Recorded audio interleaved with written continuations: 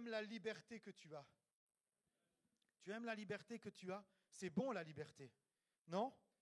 Tu es libre de venir ce matin, tu es libre de partir, tu es libre de rester, tu es libre de faire beaucoup de choses, bien sûr, avec le respect qui convient à autrui. C'est bon la liberté, c'est une richesse que la liberté. Vous imaginez une société sans liberté? Est-ce qu'on peut la concevoir? Non, et pourtant, il y a tant d'hommes qui privent d'autres de leur liberté. C'est terrible de voir qu'un humain peut asservir un autre humain, son semblable. C'est terrible. Ce matin, j'aimerais parler de la liberté. C'est l'une des choses les plus précieuses. Et j'ai donné ce titre à ce message, une fausse idée de la liberté. Une fausse idée de la liberté. La liberté, selon la Bible, n'a pas vraiment la même connotation que la liberté selon ce monde en général. Pour le monde en général, la liberté a une certaine définition. D'ailleurs, qu'est-ce que votre définition de la liberté? N'ayez pas peur, il n'y a pas de piège. Oui. Faire ses propres choix, bonne définition. Quelle autre définition? Lucien, on lève la main ici. Sinon, tout le monde parle en même temps, vas-y. Faire ce qu'on veut. Sandy. N'appartenir à rien. Mais vous avez révisé? Vous avez vu mes notes? Quelle autre définition de la liberté? On a fait un peu le tour, oui? Avoir le libre arbitre, très bien. Allez, encore une. Driss. Louer le Dieu qu'on veut, faire ses choix, louer le Dieu qu'on veut, libre arbitre, c'est ça. Vous savez ce que dit Larousse de la définition de la liberté? État de quelqu'un qui n'est pas soumis à un maître. Intéressant ça. État de quelqu'un qui n'est pas soumis à un maître. Garde ça à l'esprit ce matin, on va en reparler. Alors j'ai organisé mon message en deux parties. Première partie, Dieu veut nous libérer. Amen. Alors là, ton amen, il ne va pas permettre que j'aille plus loin. Dieu veut nous libérer. Amen. Ça, c'est la première partie. La deuxième partie, c'est la liberté selon Dieu. Amen. Aussi, la liberté selon Dieu. Est-ce que tu connais l'histoire de l'éléphant? Alors, il y en a peut-être plusieurs. C'est un éléphant qui est dans un cirque et un jeune garçon voit l'éléphant dans un cirque qui est attaché à une corde et à un pieu. Et il se fait la réflexion, mais comment un aussi grand animal, le plus dangereux, le plus fort, peut rester tranquillement attaché à un pieu et une simple corde? Alors il va questionner le dresseur. Et le dresseur lui dit, tu sais, quand il était petit, on l'a attaché avec une grosse chaîne qui ne pouvait pas casser et à un poteau qui était solidement ancré. Et il a essayé, mais il ne pouvait pas. Et en grandissant, il a gardé cette idée, parce qu'il y a la mémoire des éléphants, bien sûr, il a gardé cette idée qu'il ne pouvait pas se défaire de ce qui était attaché à sa patte. Et aujourd'hui, il suffirait qu'il fasse juste un geste simple et il soit complètement libre. Mais il a tellement grandi avec cette idée qu'il est attaché, qu'il reste toute sa vie attaché et qu'il ne connaît pas la liberté. Ça fait penser un petit peu à ce que nous pouvons vivre dans nos vies. Alors ce matin, notre texte de référence sera dans l'Épître aux Galates, chapitre 5, où on va lire plusieurs versets. Et nous voyagerons un petit peu dans l'Ancien Testament. Vous aimez les voyages? Quelqu'un dit, cet été, je ne pars pas en vacances. Eh bien, tu voyages à l'église du Narbonnais ce matin. Alléluia. Galates, chapitre 5, verset 1. C'est pour la liberté que Christ nous a affranchis. Demeurez donc fermes et ne vous laissez pas mettre sous le joug de la servitude. Galates 5, 13. Frères, vous avez été appelés à la liberté. Seulement, ne faites pas de cette liberté un prétexte de vivre selon la chair, mais rendez-vous par l'amour, par la charité, serviteurs les uns des autres. Et une dernière lecture pour l'instant, Galates 5, 24. Ceux qui sont à Jésus-Christ ont crucifié la chair avec ses passions et ses désirs. Si nous vivons par l'Esprit, marchons aussi par l'Esprit. Le premier passage que nous avons lu nous parle que Christ nous a affranchis. C'est pour la liberté que Christ nous a affranchis. Dieu nous dit pourquoi nous avons été affranchis, mais il ne nous dit pas de quoi nous avons été affranchis. De quoi est-ce que nous avons été affranchis? D'une puissance qui nous domine, la puissance de péché. Il ne s'agit pas de la puissance du diable uniquement, mais de la puissance de péché. Romains 6, 14 nous dit, car le péché n'aura pas de pouvoir. S'il a un pouvoir, c'est qu'il a une puissance. Il n'aura pas de pouvoir sur vous, puisque vous êtes non sous la loi, mais sous la grâce. Ceux qui sont à Jésus-Christ ne sont pas soumis au pouvoir du péché. Ils peuvent vivre libres. Ça, c'est une réalité de la Bible. Mais est-ce qu'on le croit ou est-ce qu'on est encore attaché à la corde? Si tu es sous la grâce, tu es libre du péché, libre de quelque chose pour quelque chose, libre du péché pour la liberté. Et ce matin, Jésus veut encore t'affranchir du péché. C'est pour la liberté que Christ vous a affranchi, pour que tu puisses vivre libre. Ce qui te tient, ce qui te lie, ce qui te domine, ce qui a un pouvoir sur toi, Jésus a encore aujourd'hui la puissance de te libérer. C'est le message de l'Évangile. Est-ce que tu le crois? Comment faire? C'est la question. Le croire. Tout simplement, le croire que c'est pour moi maintenant. Je crois, Jésus, que tu peux me libérer. Je crois que tu me pardonnes. Je crois que tu me laves. Et ça n'a rien à voir avec le fait que tu te sentes sale, que tu te sentes honteux, malhonnête, pas capable. Dieu va te purifier. Dieu va te rendre capable. Dieu va te rendre saint. Dieu va changer ta conscience. Dieu va changer tes émotions. Mais pour l'instant, s'il veut, c'est te libérer. Et il est capable de le faire. On va le voir ensemble, il est capable de le faire. Peut-être quelqu'un a même besoin ce matin d'être libéré de ce qu'on peut appeler de l'orgueil. Disant, moi, je n'ai pas besoin d'être libéré. Je n'ai pas besoin de Dieu.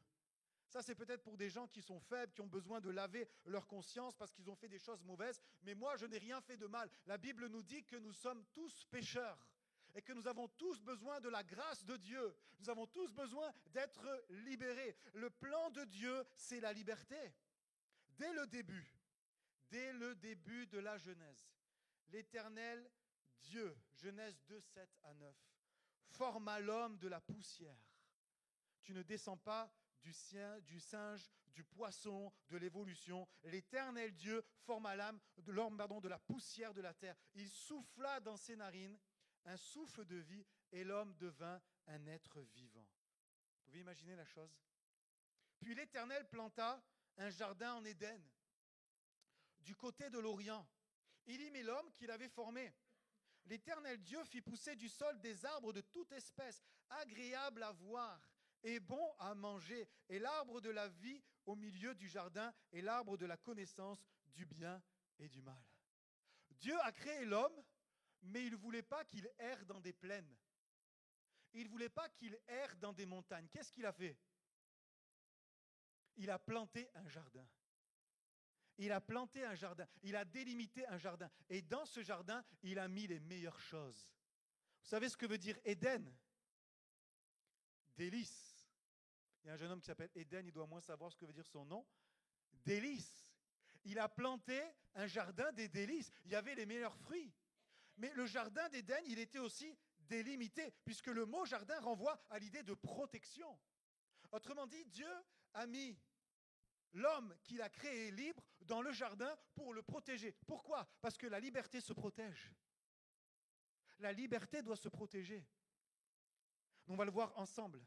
La liberté, c'est quelque chose de précieux. C'est ce pourquoi Dieu a mis l'homme libre dans un jardin pour qu'il puisse garder sa liberté. C'est le cœur de Dieu que nous découvrons. Il a pour ses enfants une liberté.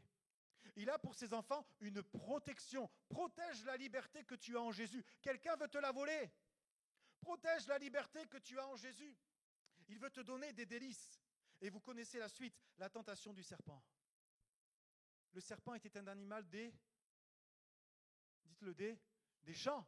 Il n'avait rien à faire dans le jardin. Il s'est introduit dans le jardin. Et puis il a séduit Ève, il a séduit Adam, la désobéissance, la chute, le péché. Et l'homme se retrouve chassé du jardin, privé de liberté.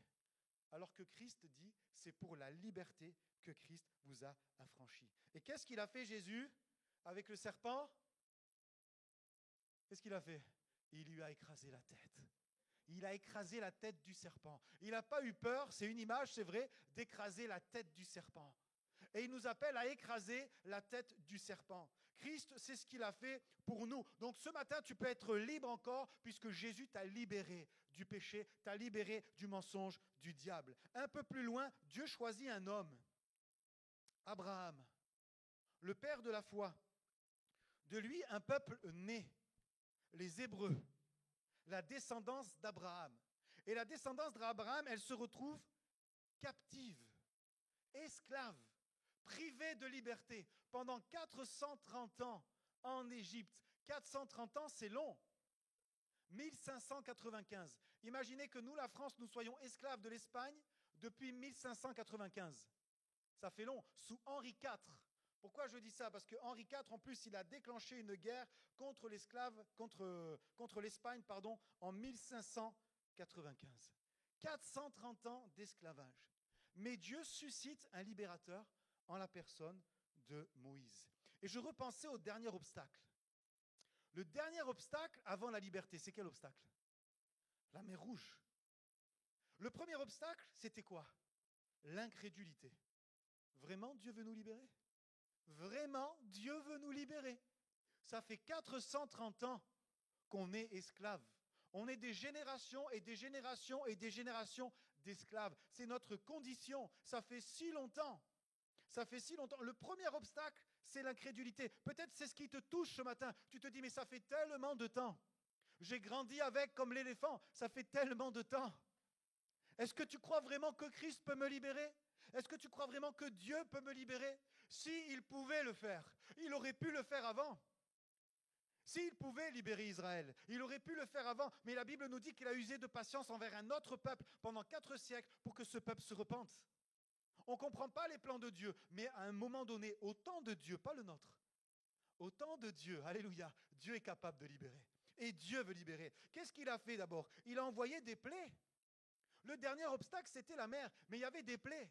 Et souvent, on pense que les plaies, c'était pour les Égyptiens, pour qu'ils voient la gloire de Dieu, pour endurcir le cœur de Pharaon. Et c'est vrai, mais c'était aussi un signe pour les Hébreux. Non? C'était pas un signe pour les Hébreux? Regarde comme ton Dieu est fort. Regarde comme il est capable de surpasser les sorciers de Pharaon. Regarde comme il est capable de changer l'eau, de mettre la poux, de mettre les sauterelles, les mouches, toutes ces choses-là. Ton Dieu est capable de le faire. Et ça m'a fait penser à ce que dans nos vies, je crois qu'il y a eu des signes. Peut-être quelqu'un qui vient pour la première fois, qui ne connaît pas encore Dieu. Et tu te dis, mais quand j'y pense, Dieu avait déjà envoyé des signes dans ma vie. Parce qu'il te cherchait. Et si tu es là aujourd'hui, c'est juste le résultat de ce qui se passait avant. Dieu te cherchait déjà avant. Il a envoyé des signes. Tu as peut-être regardé ça comme des plaies, mais c'est des signes.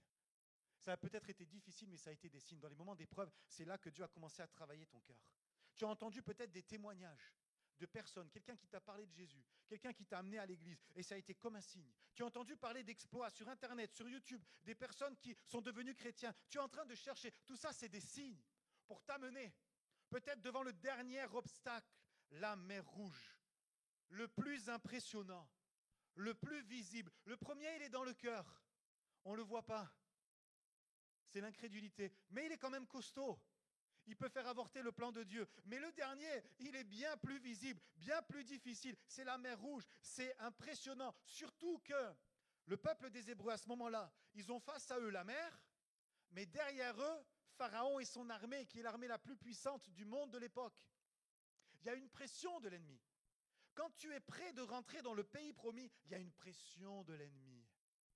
Quand tu es prêt de passer la mer Rouge, il n'envoie pas que quelques soldats armés qui auraient pu suffire à mettre les Hébreux en esclavage à nouveau. Il envoie toute son armée pour que tu ne puisses pas rentrer dans le pays promis, pour que tu ne puisses pas traverser. Il y a une pression spirituelle de l'ennemi. Et peut-être que tu es en train de le vivre ce matin. Frères et sœurs, je me suis préparé pour ce message, pour que tu puisses passer à travers la mer Rouge. Et il faut pour ça la foi, et Dieu va te la donner. Face à l'obstacle, il y a la pression. Et on se retrouve comme les Hébreux, à douter. Exode 14, versets 12 à 14. C'est les Hébreux qui parlent à Moïse. N'est-ce pas là ce que nous te disions en Égypte? Laisse-nous servir les Égyptiens, car nous aimons mieux servir les Égyptiens que de mourir au désert. Moïse répondit au peuple. Il fallait tenir face à un peuple. Ne craignez rien. Restez en place et regardez la délivrance que l'Éternel va vous accorder en ce jour, car les Égyptiens que vous voyez aujourd'hui, vous ne les verrez plus jamais. L'Éternel combattra pour vous et vous gardez le silence. Je crois qu'il ne faut pas toucher la souris pour que ça puisse rester affiché apparemment, c'est ce qu'elle avait dit Marie-Jo. Il disait, voilà ce que nous te disions. On le savait. On préférait rester en Égypte. Nous préférerions servir les Égyptiens. Et parfois, on préfère manquer de liberté, car au moins, l'esclavage, écoutez bien, on sait la gérer. L'esclavage, on le connaît.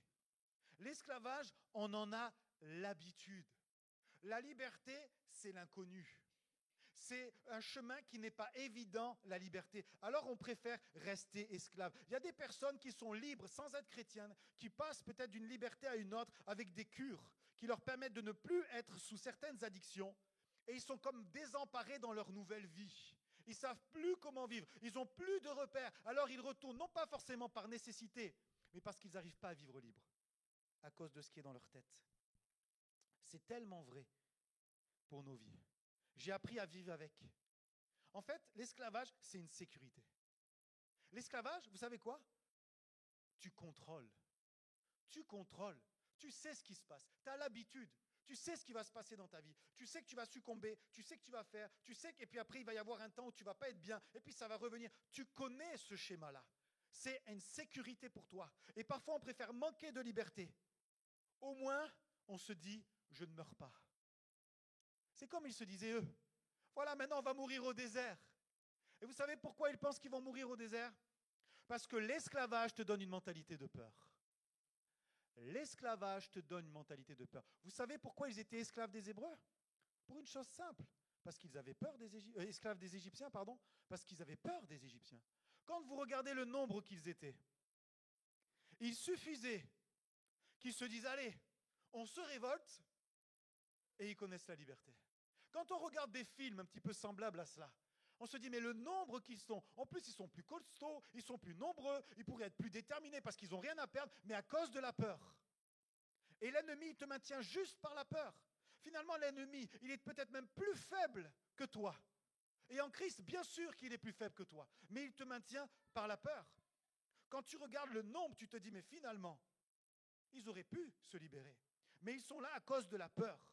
Moïse répond, ne craignez rien, restez en place et regardez la délivrance de l'Éternel. Il les rassure, n'ayez pas peur. Il donne plusieurs directions. N'aie pas peur, ne bouge pas, reste en place, c'est-à-dire ne te disperse pas. Vous savez, quand le peuple est dispersé, c'est là justement qu'on est vulnérable.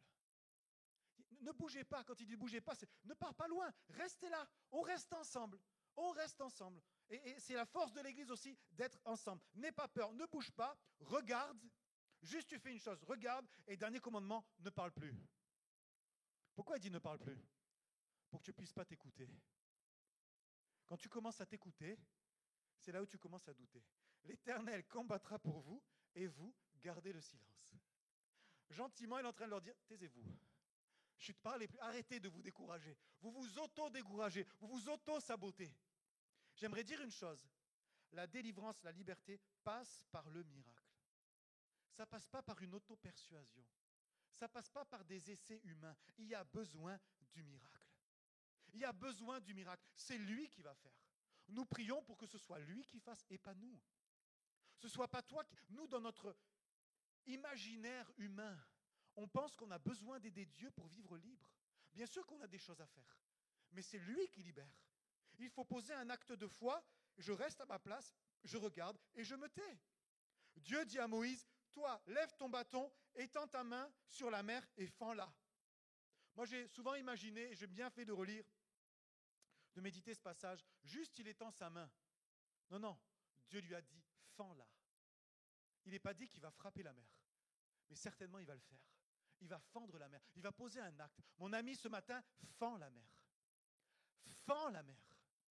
Il te donne le pouvoir de le faire, de fendre la mer. Et c'est lui qui va ouvrir. Pose cet acte de liberté. Libéré du serpent, libéré de l'Égypte, libéré du désert. Tout comme l'Égypte, on peut s'habituer au désert. Le peuple a une faculté à s'habituer. Nous avons une faculté à nous habituer. Nous pouvons nous habituer à tout. Quand vous regardez les peuples qui manquent de liberté, qui sont asservis dans des endroits du monde, certains à cause de leur foi chrétienne, ils arrivent à vivre avec. Le peuple s'habitue à tout. 40 ans à tourner dans le désert, alors que Dieu voulait donner aux Hébreux, un pays merveilleux. Dieu voulait donner un pays merveilleux, mais ils vont tourner 40 ans. Et il a fallu un temps après Moïse pour que Josué s'empare de la liberté. Josué 1:2 nous dit, « Moïse, mon serviteur, est mort. Maintenant, lève-toi, passe ce Jourdain, toi et tout ce peuple, pour entrer dans le pays que je donne aux enfants d'Israël. » Moïse n'est plus, mais le plan de Dieu subsiste. La même chose qu'il a dit à Moïse, lève-toi, et dit à Josué, lève-toi. Tu as vu Dieu qui a ouvert la mer Rouge. Tu as vu Moïse frapper la mer Rouge. Tu as vu le peuple traverser. Toi, à ton tour, on va commencer moins grand déjà, mais tu vas traverser un fleuve. C'est déjà pas mal. Commence à traverser le fleuve. Tu as vu, tu as passé la mer. Alors si tu as passé la mer, maintenant tu peux passer le fleuve. Parce que Dieu est avec toi. À ton tour, lève-toi. Moïse franchit et toi aussi, tu vas franchir. Dans chaque génération, dans chaque défi, nous sommes appelés à franchir. Dieu le fait, mais nous sommes appelés à franchir. Et tu vas goûter au pays promis. J'aimerais dire ceci, écoute bien. La liberté, ce n'est pas juste sortir de l'esclavage. Prépare-toi à dire amen ce matin. Je te sens captivé, mais il faut que tu te réveilles un peu. La liberté, ce n'est pas juste sortir de l'esclavage. La liberté, c'est rentrer dans le pays promis. Amen. On pense que la liberté, c'est juste sortir de l'Égypte. Mais ce n'est pas que ça, la liberté. La vraie liberté, c'est rentrer dans ce que Dieu a prévu pour toi. La vraie liberté, c'est quitter l'Égypte et rentrer en Canaan. Amen. Et tu peux quitter l'Égypte physiquement, mais ton cœur est encore en Égypte. Pourtant, tu es en Canaan. Et à cause du fait que tu n'es pas encore en Égypte, que tu n'es pas encore en Canaan, tu tombes dans le désert. À l'inverse, pour ceux qui ont la foi ce matin, pour ceux qui veulent vivre ce matin, tu peux être peut-être dans le désert, mais ton cœur est déjà en Canaan. Alléluia. Ton cœur est déjà en Canaan et tu marches vers Canaan. Et tu dis, Seigneur, tu m'as libéré. Mais maintenant que tu m'as libéré, je ne vais pas tourner en rond. Je marche vers Canaan. Je suis sur la route de Canaan, Seigneur. Et il y a des obstacles, il y a des armées. Seigneur, mais tu as dit une chose et je m'appuie sur ce que tu as dit. Je donne aux enfants. Je donne aux enfants. Est-ce qu'il a dit je donne aux enfants? Il a dit je donne aux enfants d'Israël. Et vous savez pourquoi il a donné aux enfants d'Israël? Parce qu'il y avait une promesse. En fait, Dieu était tenu par sa promesse. Et vous savez à qui il a fait la promesse? À Abraham. Ce qui est incroyable, c'est qu'il n'a même pas fait la promesse à cette génération. Il a fait la promesse aux générations d'avant. Ça montre que Dieu est fidèle à ses promesses. Que Dieu est fidèle à ses générations. Mon frère, ma soeur, tu n'es peut-être pas un descendant d'Abraham, à moins qu'il y ait peut-être des juifs parmi nous, que Dieu vous bénisse. Mais nous sommes enfants de Dieu. Alléluia. Est-ce que vous le croyez? Nous sommes enfants de Dieu. Donne-moi un bon amen ce matin. Hein, j'ai besoin de te sentir avec moi ce matin. Nous sommes enfants de Dieu et nous avons les mêmes promesses. En fait, à cause de ces promesses, Dieu te dit à toi, personnellement, je te donne. Je te donne. J'ai plus pour toi. Moi, je crois que Dieu veut me donner encore.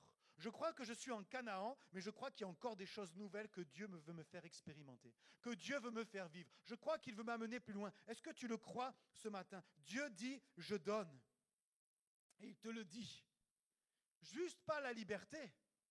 Le bonus, c'est Canaan. C'est pas tourner en rond dans le désert, mais c'est Canaan. Mais tu sors de l'esclavage pour entrer dans le pays promis. Est-ce que tu as compris la première partie ce matin? Dieu veut te libérer.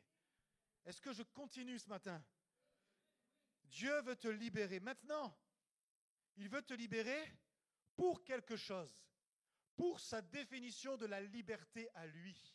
Sa définition de la liberté à lui. La fausse bonne idée de la liberté, c'est de croire qu'en Canaan, nous faisons ce que nous voulons. Ça, c'est la fausse idée de la liberté. Galates 5,13 nous dit, frères, vous avez été appelés à la liberté. Seulement, ne faites pas de cette liberté un prétexte de vivre selon la chair, mais rendez-vous par la charité serviteurs les uns des autres.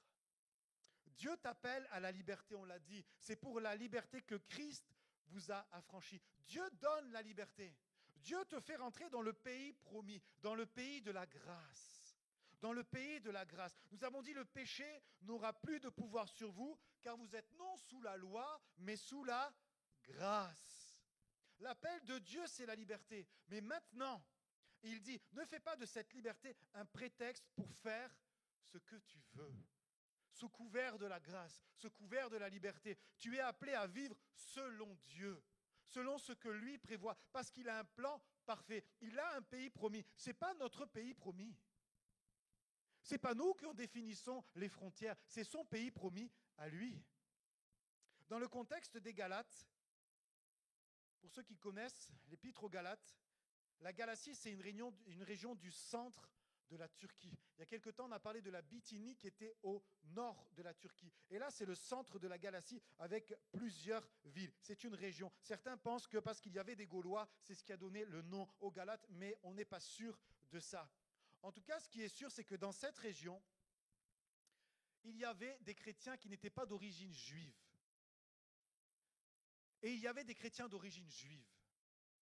Et ces chrétiens d'origine juive voulaient obliger les chrétiens qui n'étaient pas juifs à avoir des rituels juifs. Et ils s'appuyaient sur ce fait-là, mais finalement, on est libre en Jésus. Donc tu peux te faire circoncire, donc tu peux observer les sabbats, donc tu peux faire attention à ce que tu manges, parce que finalement, nous sommes libres. Et ô combien l'épître aux Galates, elle est importante. Elle est essentielle pour réaliser que nous ne sommes plus sous la loi. Tellement de textes parlent de ça. La loi était comme un pédagogue pour nous amener à Christ et tellement d'autres. Mais il y a une autre vision de ce texte qui peut être beaucoup plus littérale. Parce que Christ te libère, parce que Christ t'aime, parce qu'il t'a acquis au prix de son sang, parce qu'il t'a lavé, parce qu'il t'a restauré. À cause de ça, tu peux vivre une vie plus légère. Tu peux vivre une vie plus charnelle. C'est ça que je voulais dire en réalité. Et ça, c'est un autre texte littéral. C'est ce qui veut dire que finalement, ce n'est pas bon. Tu n'es pas appelé à vivre une vie charnelle. Tu es appelé à vivre une vie qui plaît à Dieu. La chair, c'est quoi? C'est la partie de l'humain qui n'aime pas les choses de Dieu. Et dans ce passage de Galates 5, l'apôtre explique que la chair a des désirs contraires à ce que Dieu veut. La chair a des désirs contraires à ce que Dieu veut. Mais étant donné que tu es libre, tu peux te dire peut-être, avec une fausse idée de la liberté, mais finalement, Dieu me pardonne, Dieu me connaît, Dieu sait que j'ai des luttes, Dieu sait que j'ai des combats. Alors il suffit que je lui demande pardon, et c'est pas grave si je vis un peu selon la chair. C'est pas grave si je suis un peu léger suivant ma vie chrétienne. Et ça, c'est une fausse idée de la liberté. C'est là que nous pouvons avoir une fausse idée de la liberté. Je suis libre. Je suis facilement pardonnable. Je me repens et puis c'est bon. On ne se le dit pas, mais c'est une réalité parfois dans nos vies. Je peux donc, par certains comportements charnels, finalement vivre ma vie chrétienne avec une certaine légèreté spirituelle, alors que Dieu nous appelle à être enracinés en lui. Peut-être que même on peut s'excuser de beaucoup de choses. Mon comportement qu'on peut avoir, nos propos, une manière vulgaire, grossière de parler, peut-être des actions, des réactions. Et on voit que dans l'épître aux Galates, nous avons un exemple avec l'apôtre Pierre. Galates 2, chapitre 2, versets 11 à 13. Il est dit, mais lorsque Céphas vint à Antioche, je lui résistai en face, parce qu'il était répréhensible. En effet, avant l'arrivée de quelques personnes envoyées par Jacques, il mangeait avec les païens. Et quand ces personnes furent venues, il s'esquiva et se tint à l'écart, par crainte des circoncis, des Juifs. Avec lui, les autres Juifs usèrent aussi de dissimulation, en sorte que Barnabas même fut entraîné par leur hypocrisie. Je ne sais pas si vous avez compris ce texte, il faut simplement le détailler rapidement. Pierre mangeait avec des non-juifs.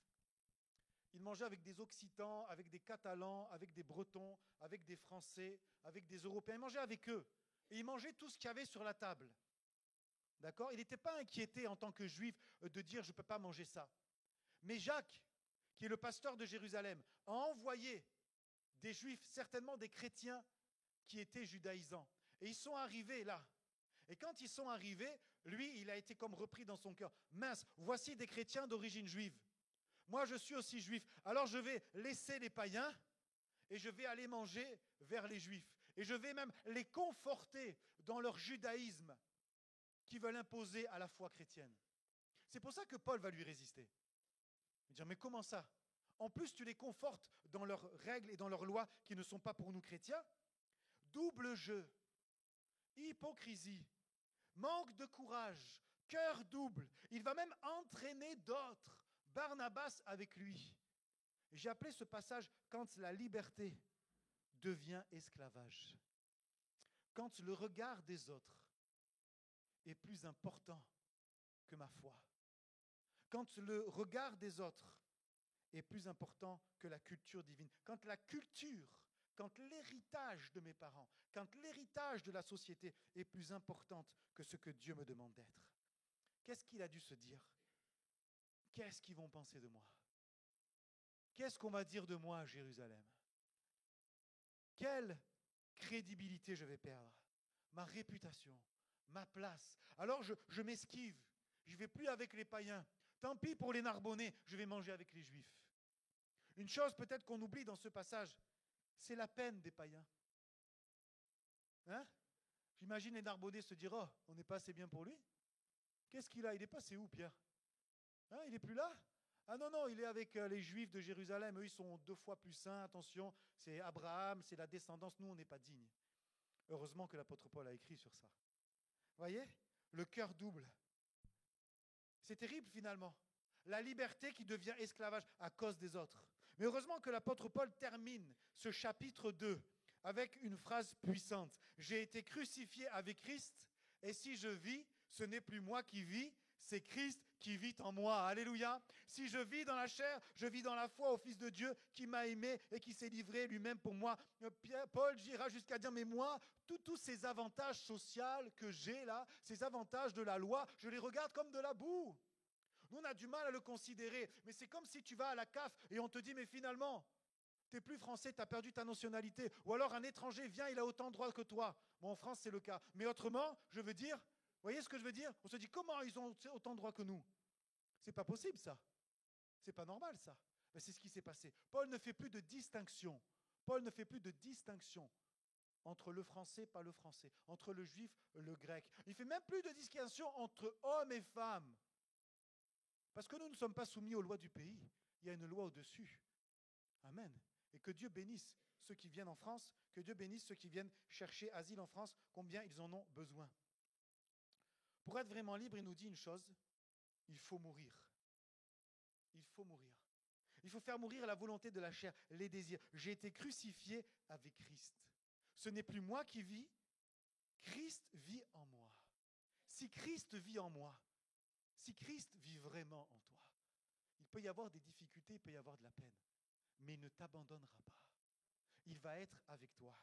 Il va faire que ta liberté ne devienne pas esclavage. Il va faire que tu aies une vie enracinée en lui. Il nous montre l'exemple suprême. Jésus qui était libre. Jésus était libre, mais il a été libre de donner sa vie. Il a été libre de donner sa vie pour le monde entier. Il a été libre de dire à Satan qu'il va lui proposer tous les royaumes, toute la gloire terrestre. Et certains ont signé pour ça, mais Jésus a dit, moi je suis libre, je ne veux pas ton royaume. J'ai un royaume plus grand. Libre de refuser et de dire, non pas ce que je veux, mais ce que Dieu veut.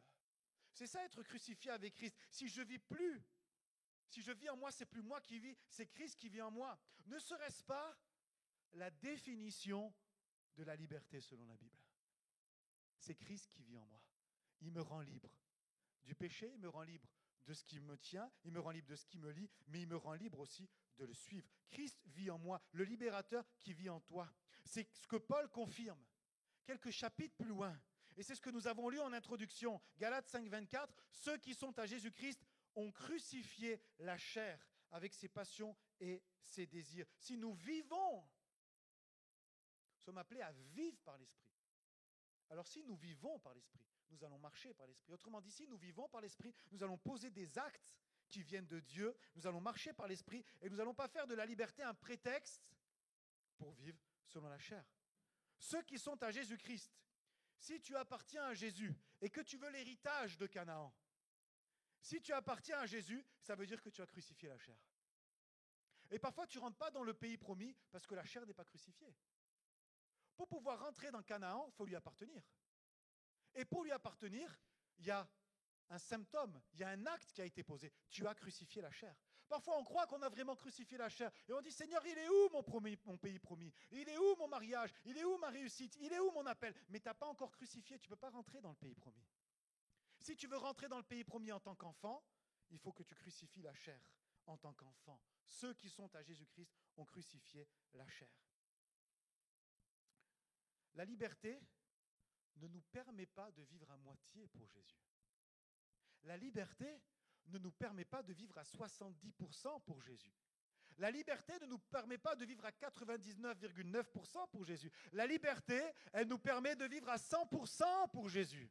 Amen. La liberté que tu reçois de Jésus te permet de dire, parce que tu es libre, écoute bien, parce que tu es libre, tu peux dire, je ne touche pas.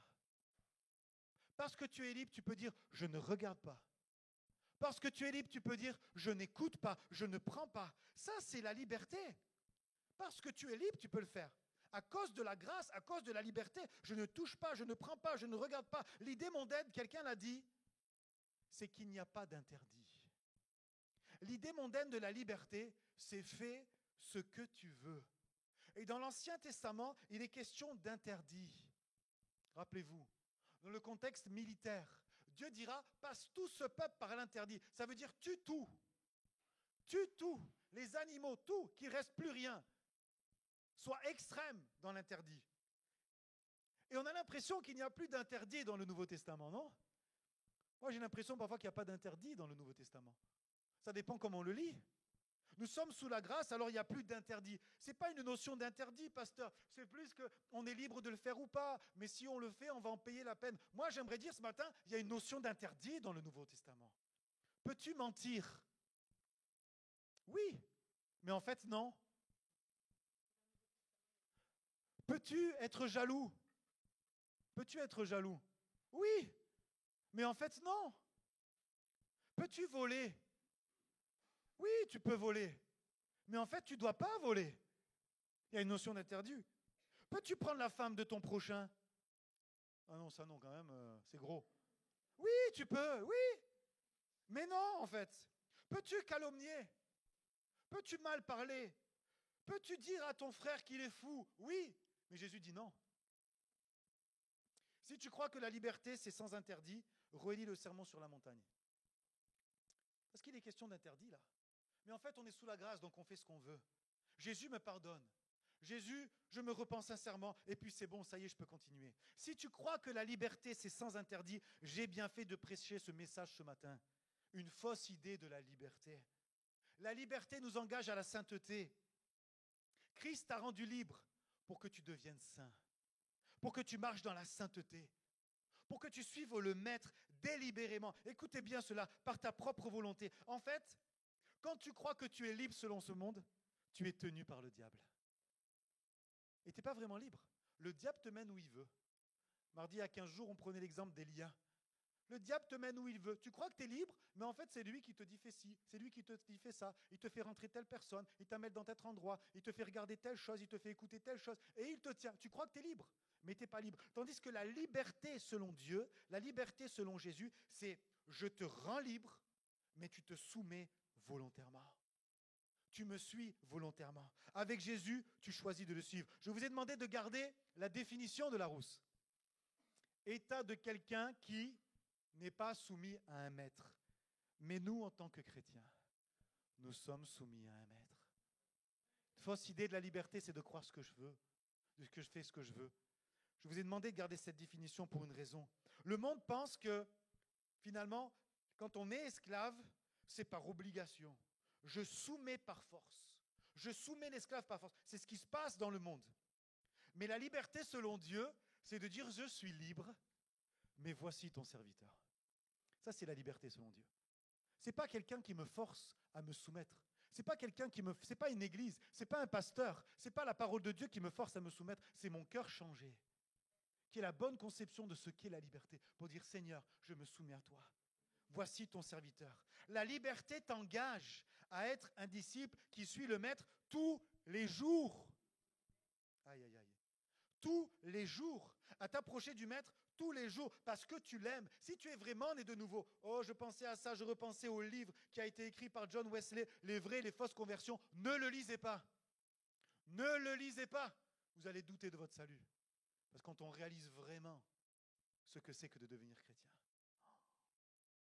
quand vous lisez ça, vous dites, Seigneur, est-ce que je me suis vraiment donné pourquoi? Pour mon épouse, pour mon époux? Pourquoi je me suis donné? Pour juste aller au ciel, pour échapper à la mort, pour être guéri, ou juste pour toi? Ça est disponible sur Internet. La liberté t'engage à être disciple, à suivre le Maître tous les jours. Aurais-je besoin de dire que nous voyons de plus en plus de chrétiens faire ce qu'ils veulent sous prétexte de liberté? Non, je n'ai pas besoin de le dire, on le voit. Mais disons, Seigneur, garde-nous. Garde-nous. Ce genre de message, c'est soit ça remplit ton église, soit ça vide ton église. Parce que tu dis la vérité. La liberté, c'est pas faire ce que tu veux, mais c'est être soumis au roi de rois. Fausse idée de la liberté. Je termine avec la citation de Paul. Mais rendez-vous vous-même serviteurs les uns des autres. Pourquoi est-ce qu'il dit ça? Paul, dans tous ses textes, vous remarquerez souvent, il prend l'exemple de Jésus. Paul, il est christocentrique. Il y a toujours Christ au centre. Comme la parole de Dieu, il y a toujours Christ au centre. À chaque fois, il fait toujours allusion à Jésus. Serviteurs les uns des autres. Pourquoi? Parce que Jésus le Maître, Jésus le Fils de Dieu, Jésus le Messie, s'est rendu serviteur les uns des autres. Il est venu servir. Celui qui est libre, c'est le serviteur. J'ai noté ceci. Celui qui ne montre pas qu'il est serviteur les uns des autres, qu'il est serviteur pour autrui, il montre qui est son maître. Lui. Si tu as du mal à servir, si tu as du mal à servir autour de toi, si tu as du mal à servir le royaume de Dieu, si tu as du mal à servir dans l'église, tu montres une chose, c'est toi ton maître. Tu n'es pas libre parce que tu es lié par toi-même. Tu es lié par ce que tu veux. Tu es lié par tes désirs. Tu es lié par non, je ne veux pas. Tu es lié par non, je veux. Non, je ne veux pas. Tu es lié par ça. Parce que tu dis non, je ne veux pas. Et ça, c'est une réalité même pour l'Église. Quand parfois, on peut faire des appels pour les enfants, pour ci, pour là, et qu'on est presque en train de pleurer pour qu'il y ait des gens qui se lèvent, mais tu montres une chose. Tu montres une chose, c'est toi qui décides. Tu montres une chose, tu n'as pas un cœur de serviteur. Tu montres une chose, tu n'es pas encore libre de toi. Je suis désolé de vous dire ça. Ça fait peut-être mal. C'est peut-être difficile ce que je vous dis, mais c'est une réalité. Quand tu es mort à toi-même, comme beaucoup, quand tu es mort à toi-même, tu as juste envie de dire, Seigneur, mets-moi où tu veux. Mets-moi où tu veux. J'ai bien aimé un post cette semaine, quelqu'un qui disait qu'il montrait quelqu'un comme ça. Moi, j'ai trop d'amour pour moi-même, pour servir au ménage, pour faire ceci. Je suis trop une personne importante pour m'abaisser, pour servir, pour faire ça dans l'église. Mais ça montre une chose, c'est toi qui es ton maître. Quand cet été, nous puissions réaliser, Seigneur, prépare-moi pour la rentrée. Prépare-moi pour servir la rentrée. Le problème qu'il y a dans les églises, c'est que c'est toujours les mêmes qui servent. Et souvent, c'est les nouveaux. Ceux qui sont là depuis tant d'années, ils ont oublié qu'ils étaient là encore pour servir.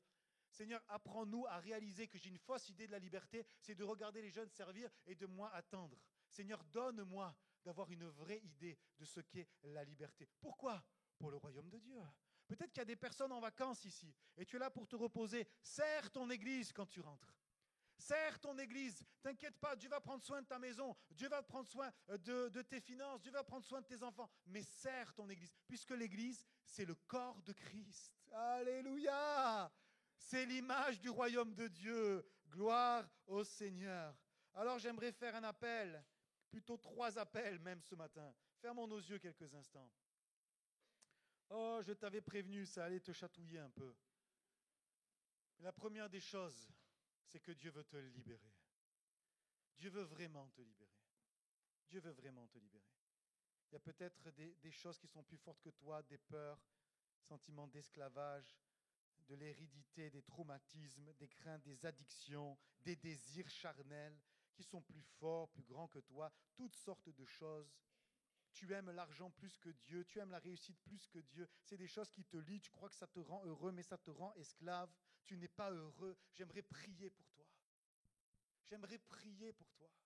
Et je crois que Dieu va te libérer ce matin. Je crois que le Dieu qui a ouvert la mer Rouge peut ouvrir le dernier obstacle pour que tu rentres, non pas dans le désert, mais dans le pays promis. J'aimerais que tu lèves ta main alors que nos yeux sont fermés. Tu as besoin d'être libre. Tu te sens enchaîné, tu te sens esclave.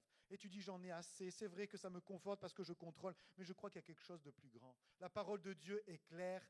c'est pour la liberté que Christ t'a affranchi. Oui, lève ta main là où tu es. Lève ta main, c'est bien. Garde un peu ta main haut. D'autres encore ont besoin de vivre cette liberté. Peut-être la peur du lendemain, l'inquiétude. Tu es là, tu es esclave. Qu'est-ce qui va se passer demain? Comment je vais faire à la fin du mois pour payer les factures? N'aie pas peur, Jésus te libère. Tu peux baisser ta main. Nous prions ensemble, Église.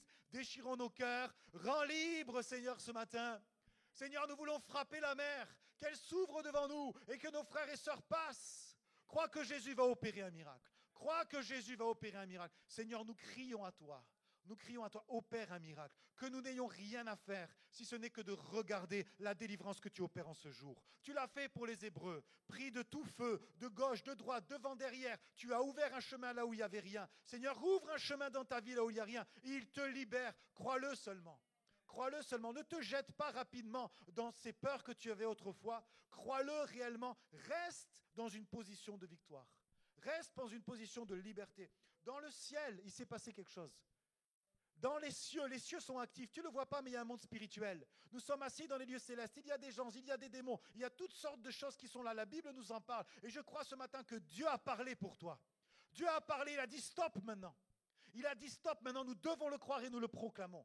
Il a dit stop, maintenant tu es libre et tu rentres dans ce que j'ai prévu pour toi. C'est le plan de Dieu. Oh, je n'ai pas besoin d'une révélation pour ça. La Bible me le dit. Il veut la liberté pour toi. Alléluia. Merci Seigneur. Tu as opéré une grande délivrance ce matin. Alors que nos yeux ne l'ont pas vu, bientôt tu vas le voir dans ta vie, que Dieu a opéré une grande délivrance. Parce que c'est avec les yeux de la foi que nous prions. J'aimerais faire un appel pour quelqu'un qui a peut-être une mauvaise conception de la liberté. Tu es libre, mais tu tournes en rond. Tu n'es pas encore rentré en Canaan. Il y a besoin maintenant de rentrer dans le pays promis. Tu as cru que rentrer dans le pays promis, c'était faire ce que tu voulais. Et tu sais qu'en tant que chrétien, tu as encore des choses à régler. Tu sais que tout n'est pas honnête. Tu sais que tout n'est pas vrai. Tu sais que Dieu le voit. Tu en as conscience. Le Saint-Esprit te le montre. Maintenant, il faut que tu te soumettes à sa volonté. Ne reste pas sans obéir à sa volonté. Souviens-toi de ceux qui ne l'ont pas fait et qui ont chuté. J'aimerais prier pour toi. N'aie pas honte, n'aie pas honte. N'aie pas honte, lève la main, n'aie pas honte. Tu sens que tu as besoin de Jésus. Oui, tu peux baisser ta main. Oui, tu peux baisser ta main. Seigneur, maintenant tu le montres.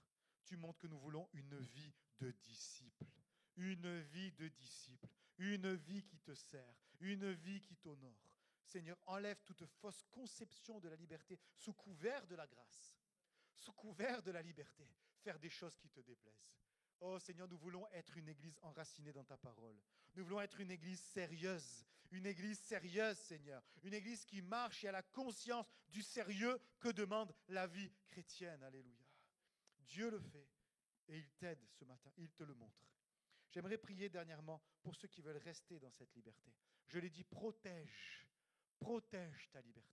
Dieu a placé l'homme dans un jardin avec des limites pour protéger. Ne laisse pas rentrer. Veille sur ta liberté. En cette période d'été, le diable veut rentrer. Le serpent veut rentrer. Des choses veulent t'asservir. Tu sens peut-être même des pressions extérieures. Tu sens peut-être même des attaques. Tu es libre, mais il veut encore te mettre sous l'esclavage. Tu es libre, mais il veut te rappeler ton passé. Tu es libre, mais il veut encore t'enchaîner. Mais toi, tu es là et tu dis, je prie ce matin avec la puissance de l'Église. Frères et sœurs, dans les lieux célestes, l'Église a une puissance. Tu ne le vois pas, mais l'Église a une puissance. Alors ils vont la voir. Tous ceux qui disent, moi je veux rester dans cette liberté, je veux vivre dans cette liberté, lève ta main et on prie. C'est comme si on s'unissait ensemble. C'est comme si on se prenait par la main et on disait, Seigneur, nous vous refusons l'esclavage, nous refusons les pensées du diable, nous refusons les liens de l'ennemi, nous refusons les pensées, Seigneur, qui ne sont pas de toi, nous refusons la peur. Il n'aura pas la victoire sur nous. Nous marchons dans la victoire. Nous voulons être une église qui vit la liberté, qui marche dans la liberté et qui reste dans la liberté. Alléluia. Amen. Est-ce qu'on peut acclamer le Seigneur? Nous demeurons dans la liberté. Ne te laisse pas mettre sous l'esclavage par toutes sortes de tentations qui pourraient. C'est tellement beau la liberté. Elle a eu un prix, le prix du sang. Jésus a payé pour que tu restes libre. Gloire au Seigneur. Alléluia.